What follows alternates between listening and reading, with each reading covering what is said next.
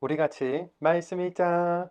푸른 마르고 꽃은 떨어지나 주의 말씀은 영원합니다. 오늘도 말씀을 나누고 전하는 권서인으로 살아가는 모든 분들을 사랑하고 축복합니다. 오늘 우리가 함께 살펴볼 내용은 1. 여성 제자들의 섬김과 그들의 실명을 기록하다. 2. 제자들 가는 곳마다 좋은 소식을 알리고 병을 고쳐주다.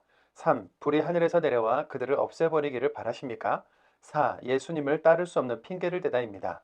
지금 예수님은 이스라엘의 외곽지를 돌며 사역해 나가시는데요. 제자들을 모으시고 무리들을 가르치시면서 기적을 행하십니다. 바리새인들이나 율법 전문가들의 방해가 있었지만 예수님은 남성과 여성 모두에게, 유대인과 이방인 모두에게, 부자와 가난한 사람 모두에게 하나님 나라가 어떤 곳인지, 하나님 나라의 백성이 된다는 것은 이렇게 슬픔과 고통, 병과 죽음이 없는 곳에서 보낸다는 사실을 보여주고자 경험하게 하시는 중인 것이죠. 먼저 첫 번째, 여성 제자들의 섬김과 그들의 실명을 기록하다입니다. 누가는 예수님의 사역을 한 절에 요약해서 정리했는데요. 누가복음 8장 1절입니다. 그 뒤에 일어난 일이다. 예수님이 도시마다 마을마다 여기저기 다니고 계셨다. 그러면서 하나님 나라를 선포하시며 좋은 소식으로 알리셨다. 열둘이 예수님과 함께하고 있었다. 아멘. 첫 번째, 도시마다 마을마다 다니시면서 두 번째, 하나님 나라를 선포하셨고 세 번째, 좋은 소식을 알리셨으며 네 번째, 혼자 사역하지 않으시고 열둘과 함께 하셨지요. 그런데 우리가 알고 있는 12명의 제자 외에 여성 제자들도 있었다고 기록했습니다. 누가복음 8장 2절입니다. 여자들도 몇 명 있었다. 그들은 악한 영들과 여러 병에서 고침받은 사람들이었다. 막달라 사람이라 불리는 마리아가 있었다. 그는 귀신 일곱이 빠져나간 여자였다. 3절입니다. 또 요한나가 있었다. 그는 헤롯의 살림을 맡아보는 관리인 구사의 아내였다. 수사나도 있었다. 그 밖에 다른 여자들도 많이 있었다. 그 여자들은 자기들에게 있는 소유물로 예수님과 그 일행을 섬겼다. 아멘. 당시 사회 문화 속에서 무시당하던 여성을 제자로 두었다는 것, 그들의 실명을 기록했다는 것은 매우 파격적인 것이었는데요. 이 여성 제자들은 자기들에게 있는 소유물로 예수님의 사역을 섬긴 신실한 사람들이었고, 주석에 의하면 훗날 초대교회의 사명자들로 든든히 세워졌다고 기록되어 있습니다. 이어서 다른 복음서들에서 살펴본 씨 뿌리는 비유, 자연을 다스리시고 레기온 군대 귀신을 쫓아내시며 출혈병 걸린 여인을 고치신 이야기들은 쭉 읽으시면서 정리해 나가시기에 어려움이 없으실 것입니다. 두 번째, 제자들 가는 곳마다 좋은 소식을 알리고 병을 고쳐주다입니다. 예수님은 12제자들을 전도지로 내보내시는데요. 훗날 예수님의 사역을 이어갈 주역들에게 예수님 없이도 복음을 선포하고 영적 전쟁을 해나갈 수 있도록 훈련시키시는 것입니다. 모든 비용은 하나님이 예비하시고 책임지실 것이다. 아무것도 가져가지 말아라. 너희를 받아들이지 않으면 먼지를 털어버려라와 같은 말씀들도 덧붙여 주시는데요. 복음에 대한 열정과 담대함, 모든 것을 하나님께 맡기는 믿음이 요구되는 상황인 것이죠. 누가복음 9장 2절과 6절입니다. 하나님 나라를 선포하고 아픈 사람들을 낫게 해주라고 하셨다. 그들이 나가서 마을마다 여기저기 돌아다녔다. 가는 곳마다 좋은 소식을 알리고 병을 고쳐주었다. 아멘. 예수님의 말씀대로 복음을 전하고 병을 낫게 하는 사역을 잘 감당해내는 제자들의 모습이 이렇게 기록으로 남아있음이 감사하지요.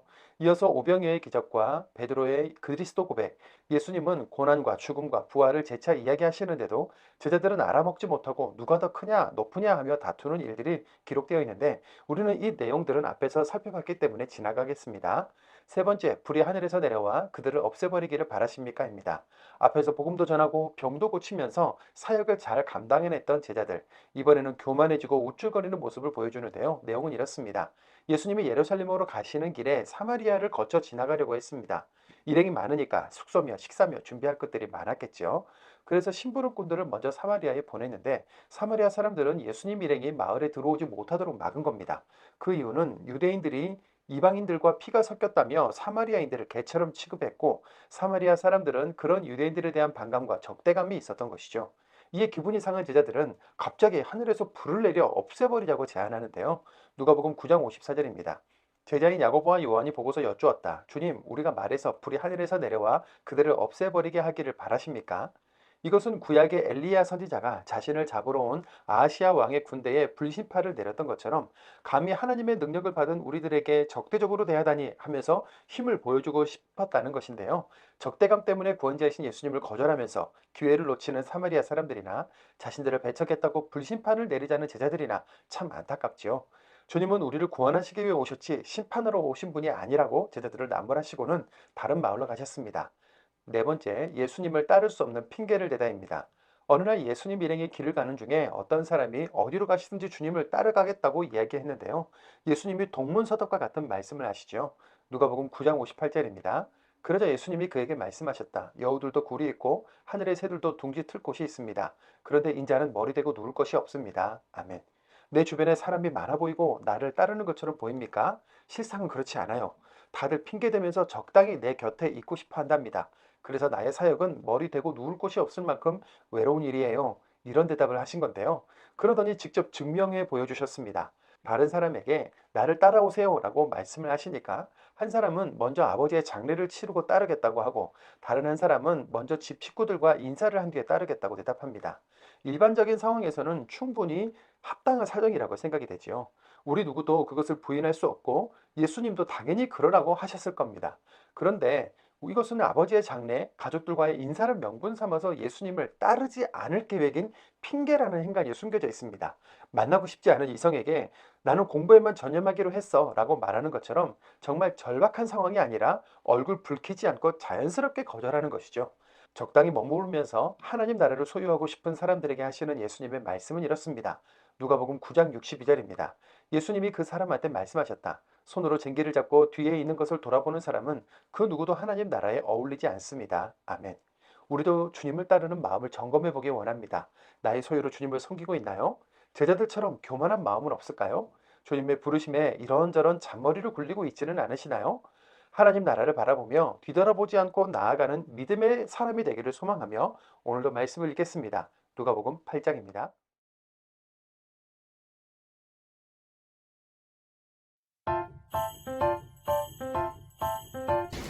네, 안녕하세요. 호서대학교 식품제약공학부 신우혜입니다. 이렇게 영상으로 찾아뵙게 돼서 너무 반갑습니다. 지난 4년제 영상 150일 통독방 성도님들께서 많이 봐주시고 좋아요 많이 눌러주셔서 저희가 1등 할 수 있었습니다. 신우혜 대표로 인사드립니다. 감사합니다. 저는 영상미디어학과 학생이지만 하나님께서 허락하신 좋은 기회에 통독에 참여하게 되어서 기쁜 마음으로 참여하게 되었습니다. 4년의 신화의 활동을 통해 성경을 읽으며 말씀 읽기에 재미를 알게 되었습니다. 이번 시간을 통해 성도님들께서도 기쁜 은혜 말씀을 느끼시길 소망합니다. 그리고 이 영상은 절대 오 교수님의 강요가 아니었음을 다시 한번 밝혀드립니다. 예쁜 학생들과 4년 동안 함께 성경을 읽고 신앙생활을 해서 참 행복했습니다. 이 예쁜 친구들의 앞날이 반짝반짝 빛나기를 응원하면서 기도하겠습니다. 감사합니다. 누가복음 8장. 그 뒤에 일어난 일이다. 예수님이 도시마다 마을마다 여기저기 다니고 계셨다. 그러면서 하나님 나라를 선포하시며 좋은 소식으로 알리셨다. 열둘이 예수님과 함께하고 있었다. 여자들도 몇 명 있었다. 그들은 악한 영들과 여러 병에서 고침받은 사람들이었다. 막달라 사람이라 불리는 마리아가 있었다. 그는 귀신 7이 빠져나간 여자였다. 또 요한나가 있었다. 그는 헤롯의 살림을 맡아보는 관리인 구사의 아내였다. 수산나도 있었다. 그 밖에 다른 여자들도 많이 있었다. 그 여자들은 자기들에게 있는 소유물로 예수님과 그 일행을 섬겼다. 큰 무리가 모여들었다. 각 도시에서 사람들이 예수님께로 나아왔다. 이때 예수님이 비유로 말씀하셨다. 씨 뿌리는 사람이 자기의 씨를 뿌리러 나갔습니다. 그가 씨를 뿌리는데 어떤 것은 길가에 떨어졌습니다. 그래서 짓밟혔고 하늘의 새들이 그것을 쪼아 먹어버렸습니다. 또 다른 것은 돌밭 위에 떨어졌습니다. 그래서 싹이 자라났다가 말라버렸습니다. 물기가 없어서입니다. 또 다른 것은 가시덤불 가운데 떨어졌습니다. 그리고 가시덤불이 함께 자라나 숨을 콱 막아버렸습니다. 또 다른 것은 좋은 흙 속에 떨어졌습니다. 그것이 자라나 열매를 100배나 맺었습니다. 이런 말씀을 하시면서 예수님은 소리를 높이셨다. 들을 귀 있는 사람은 들으시기 바랍니다. 제자들이 예수님께 이 비유가 무슨 뜻인지 여쭈어 보았다. 예수님이 대답하셨다. 그대들에게는 하나님 나라의 비밀들을 아는 것이 허락되었어요. 그렇지만 다른 사람들에게는 비유들을 통해서 알도록 하셨어요. 그래서 그들이 보기는 하지만 보지 못하고 듣기는 하지만 깨닫지 못하도록 하려는 겁니다. 그 비유의 뜻은 이렇습니다. 씨는 하나님의 말씀입니다. 길가에 떨어진 씨들은 말씀을 들은 사람들입니다. 그런데 그 뒤에 마귀가 와서 그들의 마음에서 그 말씀을 집어가 버립니다. 그래서 그들은 믿지 못하여 구원받지 못하게 됩니다. 돌밭 위에 떨어진 씨들은 말씀을 들을 때 기쁘게 받아들이는 사람들입니다. 그러나 이들은 뿌리가 없어서 잠깐 믿다가 유혹이 찾아오면 떨어져 나갑니다. 가시덤불 속에 떨어졌다 함은 이러한 사람들을 두고 하는 말입니다. 이들은 말씀을 들었습니다. 그렇지만 살아가는 동안에 걱정과 재물과 삶의 쾌락이 숨을 틀어 막아 버립니다. 그래서 끝내 열매는 맺지 못합니다. 좋은 흙에 떨어졌다 함은 이러한 사람들을 두고 하는 말입니다. 이들은 착하고 좋은 마음으로 말씀을 듣고 잘 지켜냅니다. 그리고 견딤으로써 열매를 맺습니다. 아무도 등잔불을 켜서 그릇으로 덮어 감추거나 침대 아래에 두지 않습니다. 오히려 등잔대 위에 올려둡니다. 들어오는 사람들이 그 빛을 보게 하려는 것이지요. 숨겨둔 것 치고 환히 드러나지 않는 것이 없습니다. 그리고 감추어둔 것 치고 결코 알려지지 않거나 환히 드러나지 않을 것이 없습니다. 그러므로 그대들은 조심해서 잘 들으세요. 누구든지 가진 것이 있는 사람이 있다면 그에게는 더 주실 겁니다. 그러나 누구든지 가진 것이 없는 사람이 있다면 그 사람한테서는 가지고 있다고 생각하는 것조차 빼앗아 가실 겁니다. 예수님 계신 곳에 예수님의 어머니와 형제들이 이르렀다. 그러나 예수님께 다가갈 수 없었다. 무리 때문이었다. 그래서 사람들이 예수님께 알려드렸다. 선생님의 어머니와 선생님의 형제들이 바깥에 서 계십니다. 선생님을 보고 싶어 하십니다. 그러자 예수님이 그들한테 대답하셨다. 내 어머니와 내 형제들은 바로 이 사람들입니다. 곧 하나님의 말씀을 듣고 실행하는 사람들입니다. 어느 날 일어난 일이다. 예수님이 배에 올라타시자 제 아들도 그렇게 했다. 예수님이 그들에게 말씀하셨다. 호수 건너편으로 갑시다. 그래서 그들이 배를 출발시켰다. 그들이 배 타고 가는 동안에 예수님은 깊이 잠드셨다. 그런데 거센 바람이 호수로 내리쳐서 배에 물이 가득 차 들어오고 있었다. 그들은 위험에 빠져들고 있었다. 그러자 제 아들이 다가가 예수님을 깨우며 소리쳤다. 스승님, 스승님, 우리가 죽게 생겼습니다. 예수님이 깨어나셔서 바람과 거센 파도를 꾸짖으셨다. 그랬더니 바람과 파도가 멈추었고 고요해졌다. 예수님이 제 아들에게 말씀하셨다. 그대들의 믿음은 어디에 있나요? 제 아들은 두려움에 사로잡혀 놀라워했다. 그러면서 그들은 서로 수군거렸다. 누구시지? 정말 이분은? 바람들한테 명령하시다니. 물결한테도. 그리고 그것들이 순순히 그분 말씀을 듣다니. 예수님 일행이 걸어서 사람들이 사는 지역으로 배 타고 갔다. 그곳은 갈릴레아 맞은편이다. 예수님이 그 땅에 내리시자 그 도시에 속한 어떤 사람이 예수님을 만났다. 그는 귀신 붙은 사람이었다. 그 사람은 오랫동안 옷을 입지 않고 지냈다. 그가 머무는 곳은 집이 아니라 무덤들 있는 곳이었다.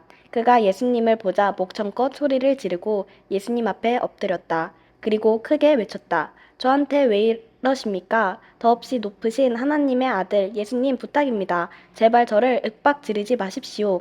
예수님이 그 더러운 영에게 명령하여 그 사람한테서 떠나라고 하셨던 것이다. 귀신이 오랫동안 그 사람을 휘어잡고 있었기 때문이다.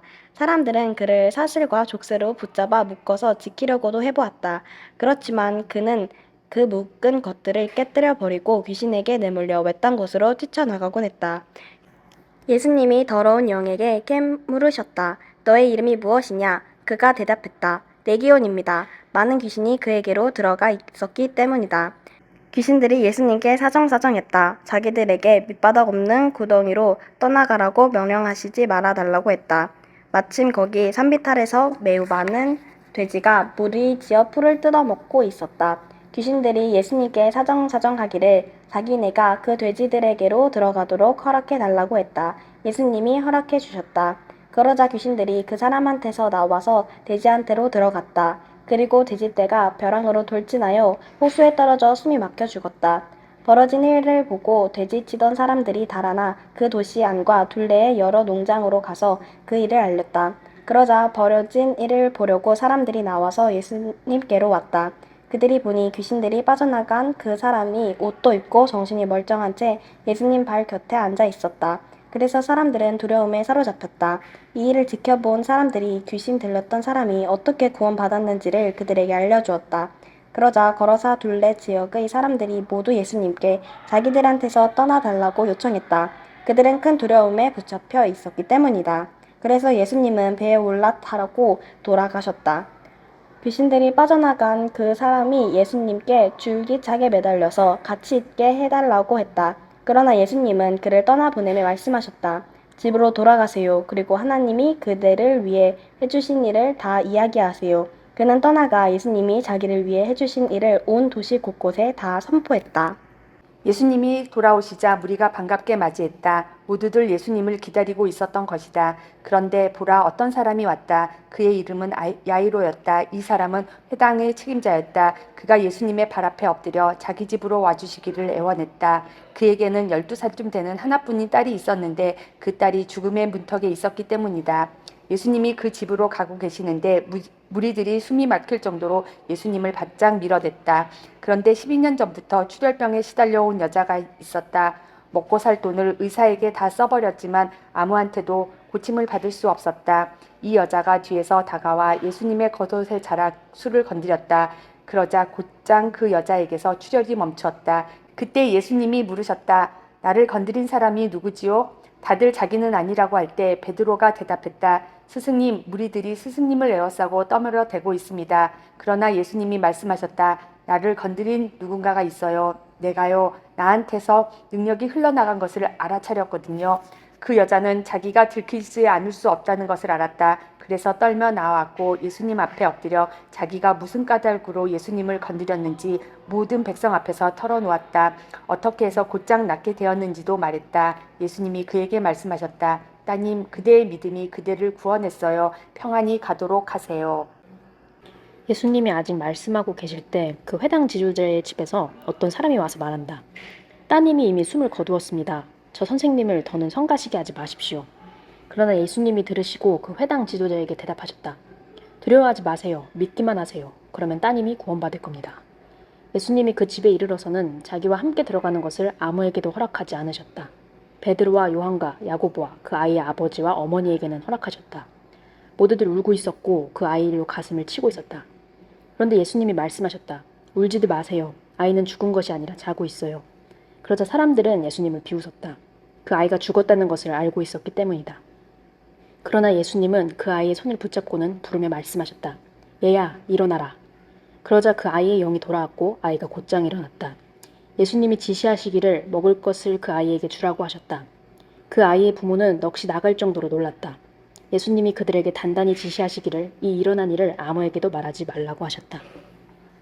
누가복음 9장. 예수님이 12를 불러 모으시고 그들에게 능력과 권한을 주셨다. 그래서 모든 귀신을 누르고 질병을 고치게 해주셨다. 그러고는 그들을 내보내어 하나님 나라를 선포하고 아픈 사람들을 낫게 해주라고 하셨다. 예수님이 그들에게 말씀하셨다. 길을 나설 때 아무것도 들고 가지 마세요. 지팡이든 보찜이든 먹을 것이든 은돈이든요. 갈아입을 통옷도 가져가지 마세요. 어느 집에 들어가든지 그 집에서 내내 머무세요. 그러다가 거기서 떠나세요. 누구라도 그대들을 받아들이지 않는 사람들이 있다고 합시다. 그러면 그 도시에서 나갈 때 발에서 먼지를 털어버려 그들한테 불리한 증거가 되게 하세요. 그들이 나가서 마을마다 여기저기 돌아다녔다. 가는 곳마다 좋은 소식을 알리고 병을 고쳐주었다. 갈릴레아의 통치자인 헤롯은 일어난 일을 모두 듣고서 어쩔 줄 몰라 하고 있었다. 이런저런 말들이 있었기 때문이다.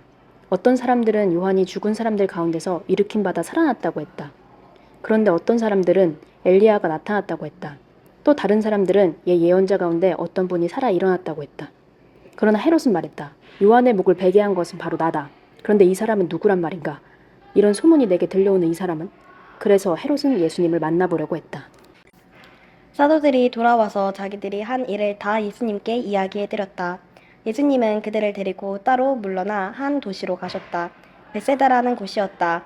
그러나 무리들이 알아차리고 예수님을 따라갔다.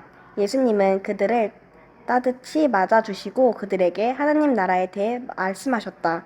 거쳐줄 필요가 있는 사람들은 낫게 해주셨다. 이제 날이 저물기 시작했다. 그러자 12이 다가와서 예수님께 말씀드렸다. 무리를 흩어보내시지요. 둘레 말들과 여러 농장으로 다니며 묵을 곳을 알아보고 먹을 것도 얻게 하시지요. 우리가 있는 여기는 외떨어진 곳이니까요. 그러나 예수님은 제자들한테 말씀하셨다. 그대들이 주세요. 그대들에게 먹을 것을. 그대들이요. 제자들이 말씀드렸다. 우리에게 있는 것이라고는 빵 5개와 물고기 2마리 뿐입니다. 우리 자신들이 가서 이 백성을 다 먹을 수 있도록 음식을 사오지 않으면요. 거기에는 남자 어른이 5,000명쯤 있었기 때문이다. 예수님이 제자들에게 말씀하셨다. 사람들을 대충 50명씩 모둠지어 자리 잡고 앉게 하세요. 제자들이 말씀대로 해서 모두 다 자리 잡고 앉게 했다. 예수님이 그 빵 5개와 그 물고기 2마리를 받아 들고 하늘을 우러러 보시고는 감사 기도를 드리셨다. 그러고는 제자들에게 빵을 떼어 주셔서 무리 앞에 가져다 놓게 하셨다. 그들이 먹고 모두가 배불렀다. 그리고 먹고 남은 조각들을 모아보니 광주리로 12이나 되었다. 예수님이 혼자 기도하고 계실 때 일어난 일이다. 제자들은 예수님과 함께 있었다. 예수님이 제자들에게 물어보셨다. 무리들이 나를 누구라고 하나요? 제자들이 대답했다. 세례자 요한이라고 합니다. 다른 사람들은 엘리야라고 합니다. 또 다른 사람들은 옛 예언자 가운데 어떤 분이 다시 살아 일어났다고 합니다. 예수님이 그들에게 물어보셨다. 그러면 그대들은 나를 누구라고 하나요? 베드로가 대답했다. 하나님의 그리스도이십니다. 그런데 예수님은 그들에게 단단히 주의를 주어 이것을 아무에게도 말하지 말라고 하셨다. 예수님이 말씀하셨다. 인자가 반드시 고난을 많이 겪어야 합니다. 원로들과 대제사장들과 율법 학자들한테서 쓸모없다고 버림받아야 합니다. 죽임당해야 합니다. 그러나 3일째 날에는 일으킴 받아 살아나야 합니다. 그러고는 예수님이 모두에게 말씀하셨다. 누구든지 나를 뒤따르려면 자신을 내려놓고 날마다 자기 십자가를 메고 나를 따라오기 바랍니다. 누구든지 자기 목숨을 구하려고 하면 잃어버릴 것입니다.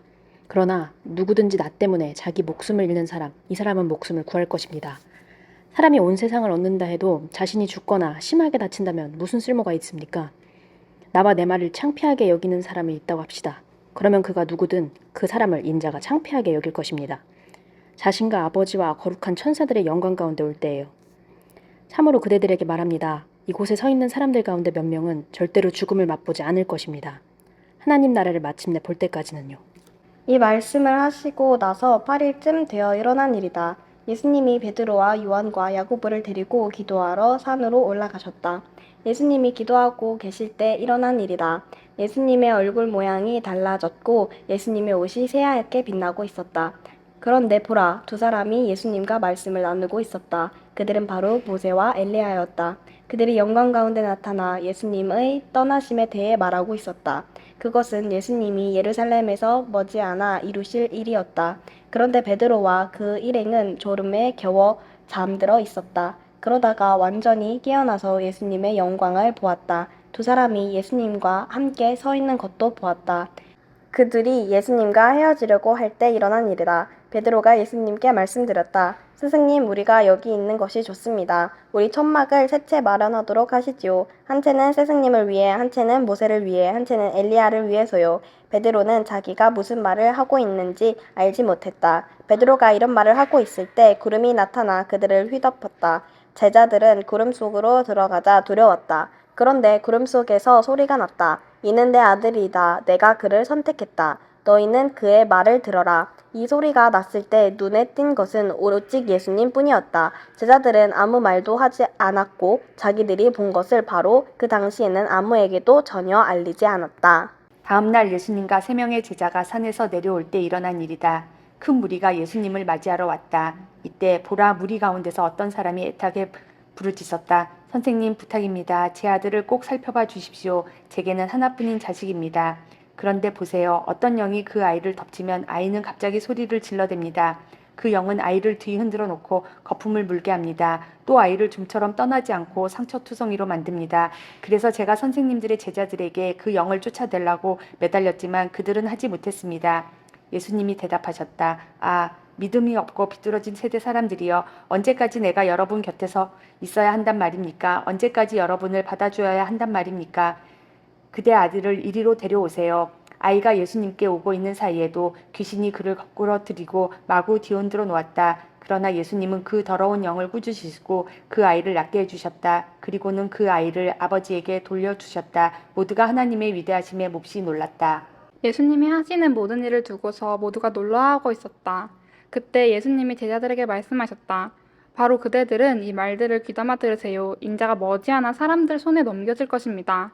그러나 제자들은 이 말씀을 알아듣지 못하고 있었다. 그들에게는 그 뜻이 가려져 있어서 알아차리지 못했던 것이다. 그런데도 그들은 이 말씀에 대해 예수님께 여쭤보기를 두려워하고 있었다. 제 아이들 사이에서 말다툼이 벌어졌다. 문제는 자기들 가운데서 누가 가장 크냐 하는 것이었다. 예수님은 그들의 마음속 생각을 아시고 어린이 하나를 데리고 와서 자기 옆에 세우셨다. 그리고 그들에게 말씀하셨다. 누구라도 내 이름 때문에 이 어린이를 맞아들이는 사람은 나를 맞아들이는 것입니다. 또 누구라도 나를 맞아들이는 사람은 나를 보내신 분을 맞아들이는 것입니다. 그대들 모두 가운데서 가장 작은 사람, 바로 그 사람이 큰 사람이니까요. 그러자 요한이 대답했다. 스승님, 우리가 스승님의 이름을 내세워 어떤 사람이 귀신들을 쫓아내는 것을 보았습니다. 그런데 우리는 그를 막으려고 했습니다. 그가 우리와 함께 스승님을 따르지 않기 때문입니다. 예수님이 요한한테 말씀하셨다. 막지 마세요. 그대들과 맞서지 않는 사람들은 그대들을 위하는 사람이니까요. 예수님이 위로 들려 올라가실 때가 다 되었을 때 일어난 일이다. 예수님이 예루살렘에 가기로 마음을 굳히셨다. 그래서 자기보다 앞서 심부름꾼들을 보내셨다. 그들은 가서 사마리아 사람들의 마을로 들어갔다.